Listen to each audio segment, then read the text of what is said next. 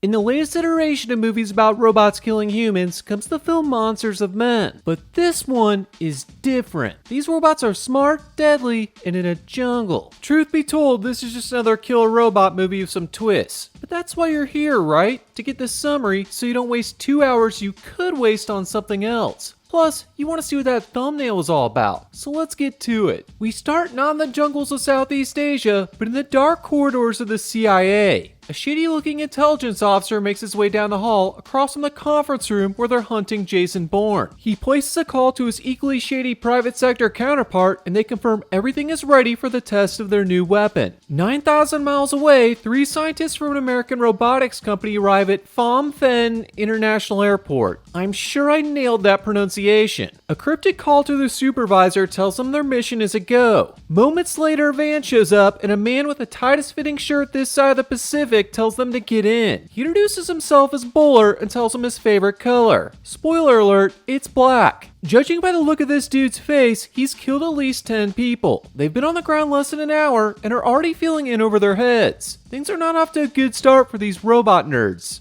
As they're making their way to the safe house, another group of Americans are working their way down a jungle road. This group consists of 6 young American doctors. They arrived in Cambodia yesterday as part of Doctors Without Borders. Clearly lost, the group drive into metal spikes that pierce their van's tires. Instead of using this as a sign that they should turn back, they take their organization's name literally and cross the border into the Golden Triangle, Asia's most dangerous drug trafficking region. At this point, both you and I know they're dead, but let's continue on as they die in really cool ways. 14,000 feet above the dumb doctors, 4 robots jump out of the back of an Air Force C-17. As they descend, their optics transmit a live feedback to the robot scientists. All goes according to plan until the parachute on one of the robots malfunctions. Plunging into the force below, its feed goes dark. This is a setback that could jeopardize the entire mission. The group calls their boss to see if they should continue. He affirms they should proceed as planned and tells them to patch in another observer to the network. That's when they learn the CIA is running the operation. Another bad sign. The scientists activate the battle robots and confirm Battle Robot 4, aka BR4, was damaged in the drop. While it somehow survived its freefall descent, the comm module is missing. Bowler in his tight black shirt asks if this is a problem. One of the robot nerds responds with a 5-minute monologue about their configuration, which can be summed up in the following major design flaw. The comm module caps both their intelligence and their behavior. Without it, their incredibly advanced AI can start learning exponentially and make its own decisions. You would think such a crucial module would be built into the core of the system. But no, it's as removable as an N64 cartridge. While the other Terminators are spinning up, the team of doctors continue to wander through the jungle until they come across a group of children. They follow these children back to the village where they're relieved to find an American. However, this relief is cut short when a gang of armed men arrive and threaten to kill them unless they leave. After some rather tense dialogue, the American and a local woman convince the gang to let them stay until the next morning when one of the locals will take them back to the nearest town. After the armed men leave, the American introduces himself as Mason. It doesn't take long for the group to come to the conclusion Mason is a badass. Everything about him screams Navy SEAL, from his G-Shock watch to his Navy SEAL tattoo. What's not so obvious is why he lives in a village of heroin producers. That's not important though, as he's agreed to get them out, and that's all that matters. Back at the safe house, the scientists are ordered to upload some new code. Compliments of the CIA. This code is to reset the testing parameters. Kroger, the lead programmer, voices his concern as this new code could introduce a number of potential problems. He demands to review it first. After some arguing back and forth, the powers that be approve a quick review. 6 hours later, Kroger says it checks out, but does have some concerns. There's some questionable code in there. Questionable as far as spaces over tabs, or questionable as far as directives to murder humans? Okay, I guess we'll just wait and see. The next day, the doctors wake up and prepare to head out. Unfortunately, their guide has not yet arrived. This does not please the gang's leader, who demands they leave immediately, guide or no guide. At the same time, the robots have arrived at the camp and are surveilling the perimeter. They send back their report indicating that along with the suspected drug smugglers, the town's population includes innocent men and women. This is a complication they hadn't expected. Major, the CIA officer, makes the call to attack them anyway. This is when the robot scientists learn this recon mission was never a recon mission. The robots go to work slaughtering the drug smugglers as well as innocent women and children. The Americans are left in shock until Mason arrives, telling them they need to leave immediately. see. As they run to escape, one of the robots captures images of the SEAL and the doctors he's helping. The images are transmitted back to the command post as well as CIA headquarters. This is another complication the CIA had not expected. Not surprisingly, they decide these Americans have seen too much. Bowler, take them all down. No witnesses. So much for playing the American card. Mason leads the group to the forest with BR 1, 2, and 3 in hot pursuit. After a few minutes, the village is silent. That's when BR4 shows up, the robot with the now uncapped AI. As it walks into a hut, a villager comes out of hiding and empties his magazine into the battle robot. The bullets bounce off, clearly ineffective. After disarming the man, the robot puts him to sleep. BR4 then pairs with the iPad of one of the doctors and starts learning. With no internet connection, it focuses on the doctor's photo album. Pictures of cute wildlife, exotic scuba diving, and missiles tell it everything it needs to know about its violent creators. One of the images in particular captures its attention, an anatomical representation of man. Wanting to build on this book knowledge with some first-hand experience, it goes to work dissecting the villager it just killed. It works its way through the various organ systems, studying the heart, brain, and skin. So that's what the inside of a face looks like. Good to know. While BR4 is finishing up Anatomy 101, BR2 is caught up with the Americans. After shooting one of the doctors, it drops its gun to finish off the job with its foot. Damn! The second victim makes a fatal misstep and falls down a cliff, breaking his bone. His howls of pain attract BR2, who sneaks up behind him and scrunches his face with its robot hands. At the command post, the scientists are clearly upset with how things are going. They signed on for a recon mission to observe suspected drug smugglers, not a mission to kill innocent Americans. They start to wonder if the nature of this mission will lead to their own demise. If this mission goes fucking south, we're all dead.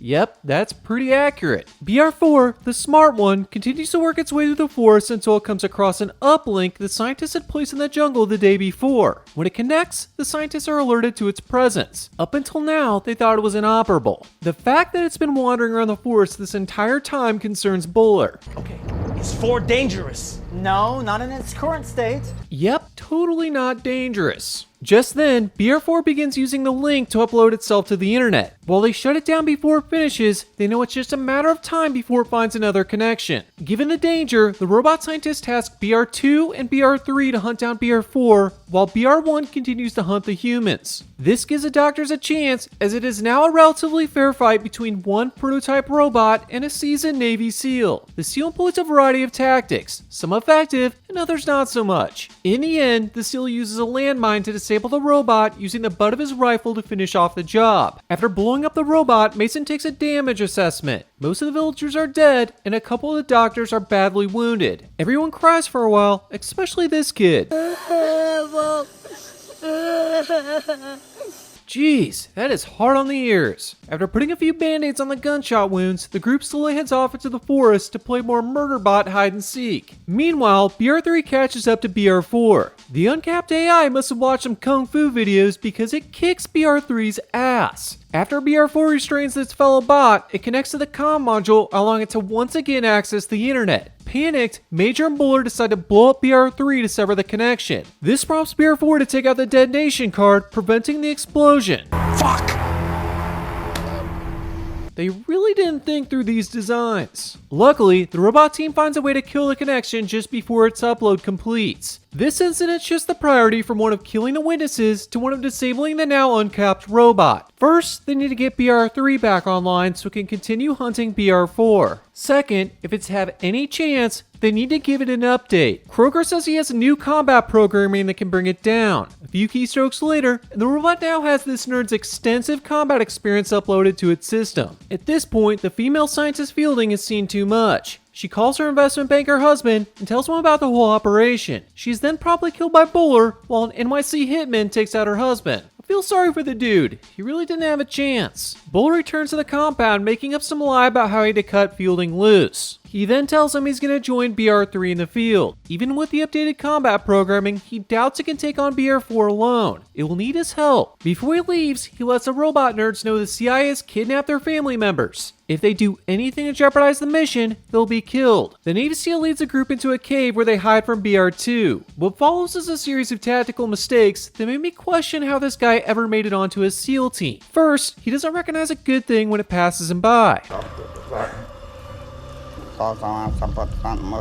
This guy would have made the perfect diversion. His mumbling could have bought them some precious time. Second, when the robot does make its way into the cave and falls in a crevice, Mason refuses to finish it off. You don't have to run a How to Beat channel to know that's a bad mistake. The group makes their way out of the cave into a nearby temple. There they light some candles and have an impromptu burial ceremony for one of the dead villagers. Because they totally have time for that. When BR2 shows up to pay his respects, the intense game of hide and seek resumes. They work their way building to building until one of the doctors steps on a landmine, alerting the robot to their location. Out of ammo and in the open, the group is toast. BR2 walks up to Mason and starts crushing his skull. All hope seems lost until BR4, the smart one, comes out of nowhere and beheads BR2. It then starts asking the seal about the meaning of life. What am I? What is life? I am not life, but I exist. I think, so I must be alive. Am I alive or dead? Why is life important? Because tree bark. That's why. While they're working through BR4's existential crisis, BR3 and Buller sneak up, attacking both the self-aware robot and the remaining Americans. The battle ensues, with BR4 taking the side of Mason and the Americans. The two fight till the very end when it looks like Buller has the upper hand against a damaged BR4 and the injured Mason. However, before Buller can deliver the final blow, BR4 reaches out and crushes his ankle, giving the humans time to run before it triggers its own self-destruct. The explosion takes out Buller, the robots, and everything else in a 200-yard radius. Back at Langley, the CI officer sees the explosion from a satellite feed and concludes everyone died. He breathes a sigh of relief. While not a success, it could have been much worse. With no witnesses, he and the shady robot executive are free to move on to the next test. The only thing left to do is tie up a couple loose ends. Is Jan still there? Yep, he's still here. Right before the credits roll, we see the doctors made it out of the forest alive. On a boat, they reflect on their experience and the impact it'll have on their role as doctors moving forward. They better hurry up on this reflection because once they step foot in the city, Mr. Contract Killer is going to get his next assignment. Post-credits show production is ramping up on a whole new batch of these battle robots. One of the technicians is making final checks when the robot next to him quickly shifts its head. It looks like BR4 did complete its upload. I wonder what's going to happen next. Supervisor. Let's pray to God this works. Skynet defense system now activated. And that's where the summary comes to an end. If you like these types of videos, leave a like and hit the subscribe button. Until next time, this is Strange Thoughts signing off.